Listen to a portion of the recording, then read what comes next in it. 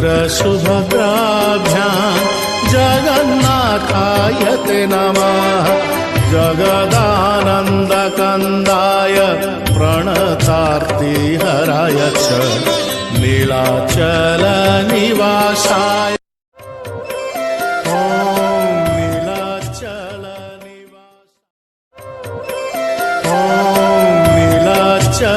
नीलाचलनिवासाय नित्याय परमात्मने बलभद्रसुभद्राभ्यां जगन्नाथाय ते नमः। जगदानन्दकन्दाय